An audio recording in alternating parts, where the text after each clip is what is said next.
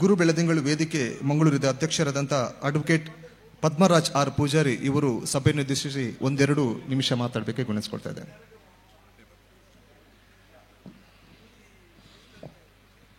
ಎಲ್ರಿಗೂ ನಮಸ್ಕಾರ. ಬಹಳ ಸಂತೋಷವಾಗ್ತಾ ಇದೆ. ದ್ವಿತೀಯ ಅನಿವಾಸಿ ಕನ್ನಡಿಗರ ಸಮ್ಮೇಳನ ಇವತ್ತು ನಮ್ಮ ಮಂಗಳೂರಿನಲ್ಲಿ ಒಂದು ಆಗುವಂಥದ್ದು ನಮ್ಮೆಲ್ಲರ ಭಾಗ್ಯ ಅಂತ ತಿಳ್ಕೊಂಡಿದ್ದೇನೆ.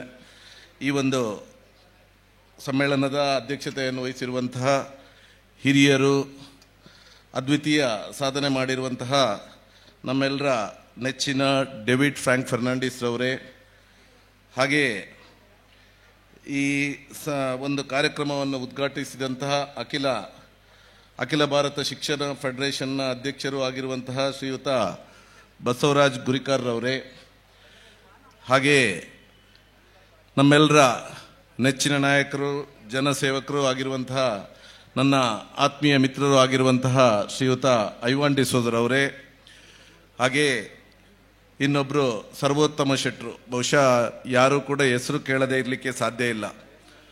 ಅಂದಿನ ದಿವಸದಲ್ಲಿ ವಿಶ್ವದಲ್ಲೇ ಪ್ರಪ್ರಥಮ ಬಾರಿಗೆ ತುಳು ಸಮ್ಮೇಳನವನ್ನು ಆಯೋಜನೆ ಮಾಡಿಕೊಂಡು ಎಲ್ಲರ ಪ್ರೀತಿ ಪಾತ್ರರಾಗಿದ್ದು ಇವತ್ತು ಅನಿವಾಸಿ ಭಾರತೀಯರಾಗಿದ್ದು ನಮ್ಮ ಭಾರತೀಯ ಅಥವಾ ಕನ್ನಡಿಗರ ತುಳುವರ ಯಾವುದೇ ಕಾರ್ಯಕ್ರಮ ಇದ್ದರೂ ಎಲ್ಲದರಲ್ಲೂ ಮುಂದೆ ಇರುವಂಥ ಆತ್ಮೀಯ ಮಿತ್ರರಾಗಿರುವಂತಹ ಹಿರಿಯರು ಆಗಿರುವಂತಹ ಶ್ರೀಯುತ ಸರ್ವೋತ್ತಮ್ ಶೆಟ್ಟಿ ಅವರೇ, ಹಾಗೆ ಗುಜರಾತ್ನಿಂದ ಸೂರತ್ನಿಂದ ಆಗಮಿಸಿರುವಂತಹ ಹಿರಿಯರಾಗಿರುವಂತಹ ಶ್ರೀಯುತ ರಾಧಾಕೃಷ್ಣ ಶೆಟ್ಟಿ ಅವರೇ, ಹಾಗೆ ನಮ್ಮ ಖ್ಯಾತ ಉದ್ಯಮಿ ಆಗಿರುವಂತಹ ರವೀಂದ್ರನಾಥ್ ಶೇಟ್ರವರೇ, ಹಾಗೆ ನಮ್ಮ ತುಳುನಾಡ ವೇದಿಕೆ ಅಧ್ಯಕ್ಷರಾಗಿರುವಂಥ ಯೋಗಿ ಶೆಟ್ಟಿ ಅವರೇ, ಇನ್ನೊಬ್ಬರು ಕೆನ್ಯಾದಲ್ಲಿದ್ದು ಈಗಾಗಲೇ ರಿಟೈರ್ಡ್ ಲೈಫನ್ನು ಸಾಗಿಸಲಿಕ್ಕೆ ಬಹುಶಃ ಶಿರೂರಿನವರು ಇವತ್ತು ಮಂಗಳೂರಿನಲ್ಲಿ ಬಂದು ನೆಲೆಸಿದ್ದಾರೆ. ಬಹಳ ಸಂತೋಷ. ನಮ್ಮ ರಾಮ್ ಶಿರೂರ್ರವರೇ, ಹಾಗೆ ನಮ್ಮ ಶಿವರಾಜ್ ಪಾಂಡೇಶ್ವರ್ರವರೇ. ಮುಖ್ಯವಾಗಿ ಇಂಥ ಕಾರ್ಯಕ್ರಮಗಳನ್ನು ಆಯೋಜನೆ ಮಾಡಬೇಕಂದ್ರೆ ಎಲ್ಲರೊಂದಿಗೆ ಎಲ್ಲರ ಪ್ರೀತಿ ಪಾತ್ರ ಆಗಿರುವಂಥ ಆತ್ಮೀಯರಾಗಿರುವಂಥ ಶ್ರೀಯುತ ಮಂಜುನಾಥ್ ಸಾಗರ್ ರವರೇ, ಹಾಗೆ ವೇದಿಕೆ ಮುಂದಿರುವಂಥ ಎಲ್ಲ ಗೌರವಾನ್ವಿತ ಹಿರಿಯರೇ, ನನ್ನ ಬಂಧು ಮಿತ್ರರೇ, ಬಹಳ ಸಂತೋಷ ಆಗ್ತಾ ಇದೆ. ಇಂಥ ಕಾರ್ಯಕ್ರಮ ಇವತ್ತು ವಿಶ್ವ ಅನಿವಾಸಿ ಕನ್ನಡ ಸಮ್ಮೇಳನ ಇವತ್ತು ಮಂಗಳೂರಿನಲ್ಲಿ ಆಗ್ತಿದೆ ಅನ್ನುವಂಥದ್ದು. ಬಹುಶಃ ಜಗತ್ತಿನ ವಿವಿಧ ಭಾಗಗಳಲ್ಲಿ ಈ ಕಾರ್ಯಕ್ರಮಗಳು ನಡೀತಾ ಇದೆ. 2024ರಲ್ಲಿ ಬಹುಶಃ ಸೌದಿ ಅರೇಬಿಯಾದಲ್ಲಿ ಈ ಕಾರ್ಯಕ್ರಮ ಜರುಗಿತ್ತು. ನಾನು ಈ ಕಾರ್ಯಕ್ರಮದಲ್ಲಿ ಭಾಗವಹಿಸಿದ್ದೆ. ಇವತ್ತು ಇಲ್ಲಿ ನಮ್ಮ ಕನ್ನಡ ನಾಡಿನಲ್ಲಿ ಹುಟ್ಟಿ ಬೆಳೆದು ತಮ್ಮ ಕರ್ಮಭೂಮಿಯನ್ನಾಗಿ ಇವತ್ತು ವಿದೇಶದಲ್ಲಿ ಹೋಗಿ ವಿದೇಶದಲ್ಲಿ ತಮ್ಮ ಏನು ಬದುಕನ್ನು ಕಟ್ಟಿಕೊಂಡು ಅದರ ಒಟ್ಟಿಗೆ ನಾವು ಬೆಳೆದಂಥ ನಾಡನ್ನು ಗುರುತಿಸಬೇಕು, ನಮ್ಮ ಸಂಸ್ಕೃತಿ ಏನಿದೆ, ನಮ್ಮ ಆಚಾರ ವಿಚಾರಗಳೇನಿದೆ, ಇದನ್ನು ಜಗತ್ತಿಗೆ ಪರಿಚಯ ಮಾಡಿಕೊಳ್ಳಬೇಕು ಅನ್ನುವಂಥ ಒಂದು ಸದುದ್ದೇಶದಿಂದ ಇಂಥ ಒಂದು ಸಂಘಟನೆಗಳನ್ನು ಕಟ್ಟಿ ಹಲವಾರು ಕಾರ್ಯಕ್ರಮಗಳನ್ನು ಕೊಡ್ತಿರುವಂಥ ನಮ್ಮ ಹೊರನಾಡ ಕನ್ನಡಿಗರಿಗೆ ನಾನು ಪ್ರಪ್ರಥಮವಾಗಿ ಮಂಗಳೂರಿನ ಕರ್ನಾಟಕದ ಜನತೆಯ ಪರವಾಗಿ ನಾನು ಅಭಿನಂದನೆಗಳನ್ನು ಹೇಳಲಿಕ್ಕೆ ಇಚ್ಛಿಸ್ತೇನೆ. ಯಾಕೆ ಅಂತ ಹೇಳಿದರೆ, ನೀವು ಇವತ್ತು ಕೇವಲ ಒಂದು ಸಮ್ಮೇಳನಗಳನ್ನು ಮಾಡಿ ಇಲ್ಲಿಗೆ ಮುಗಿಸ್ತಾ ಇಲ್ಲ, ಹಲವಾರು ಸಮಾಜಮುಖಿ ಕೆಲಸಗಳಲ್ಲೂ ಕೂಡ ತೊಡಗಿಸಿಕೊಂಡಿದ್ದೀರಿ.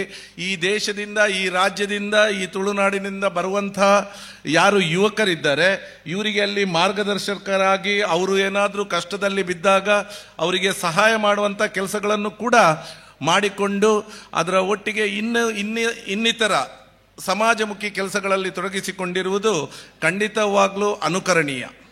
ಇವತ್ತು ಈ ಕಾರ್ಯಕ್ರಮದಲ್ಲಿ 5 ಕಪಲ್ಸನ್ನು ಗೋಲ್ಡನ್ ಕಪಲ್ಸ್ ಎಂದು ಅವರಿಗೆ ಇಲ್ಲಿ ಅವರನ್ನು ತಂದು ಸನ್ಮಾನ ಮಾಡಿರುವಂಥದ್ದು ಖಂಡಿತವಾಗ್ಲೂ ಬಹಳ ಸಂತೋಷ ಆಯಿತು. ಯಾಕೆಂತ ಹೇಳಿದರೆ, ನೀವು ಖಂಡಿತವಾಗ್ಲೂ ಸುಮ್ಮನೆ ಎಲ್ರಿಗೂ ಸನ್ಮಾನ ಮಾಡಬೇಕನ್ನುವಂಥ ಉದ್ದೇಶದಿಂದ ಮಾಡಲಿಲ್ಲ. ಮನಸ್ಪೂರ್ವಕವಾಗಿ ಈ ಒಂದು ಅನಿವಾಸಿ ಕನ್ನಡಿಗರ ಸಂಘದಲ್ಲಿದ್ದುಕೊಂಡು ವಿಶೇಷವಾಗಿ ಸೇವೆ ಸಲ್ಲಿಸಿಕೊಂಡು ಎಲ್ಲರ ಪ್ರೀತಿ ಪಾತ್ರರಾಗಿದ್ದಂಥವರನ್ನು ಕರೆದುಕೊಂಡು ಬಂದು ಇಲ್ಲಿ ಸನ್ಮಾನಿಸುವಂಥ ಒಂದು ಒಳ್ಳೆಯ ಕೆಲಸಗಳನ್ನು ಮಾಡಿದ್ದೀರಿ.